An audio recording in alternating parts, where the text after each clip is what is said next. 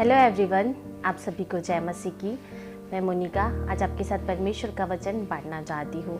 हम मरकुस उसके दूसरे अध्याय उसके पहले वचन से लेकर 12 वचन में लकवे के रोगी का दृष्टांत देख सकते हैं। यीशु मसीह ने कफरनहूम में एक लकवे के रोगी को चंगा किया।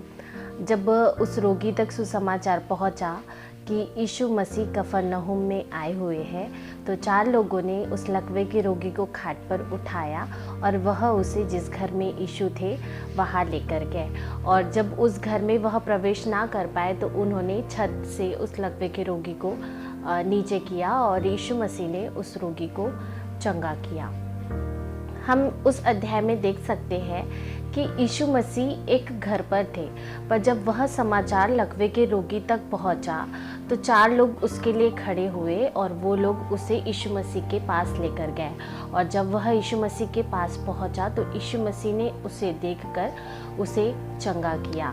अगर वह सिर्फ सुनकर अपने घर पर ही रह जाता और यीशु मसीह के पास नहीं पहुंच पाता तो शायद वह अपने उस रोग से कभी चंगाई नहीं पाता और वह उसी रोग में रहकर वैसे ही मर जाता।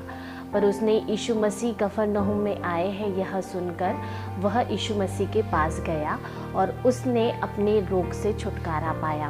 वैसे ही हम भी बहुत सी परेशानियों में हैं, कई लोग बहुत सी बीमारियों में हैं। सालों साल से हम उस परेशानी को, उस बीमारी को लेकर जी रहे हैं। पर क्या हम यीशु मसीह के पास जाते हैं? जैसे यह लकवे का रोगी यीशु मसीह के पास गया, उसके पास जाने के बाद ही उसे अपने जीवन में चंगाई मिली है।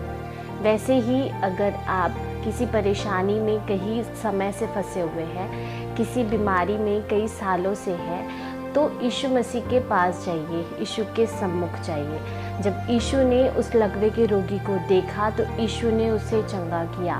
वैसे ही जब आप अपनी परेशानी को, आप अपनी बीमारी को लेकर यीशु के पास जाओगे तो यीशु मसीह आपकी प्रार्थना को सुनकर आपको उस परेशानी से और उस बीमारी से छुटकारा देंगे।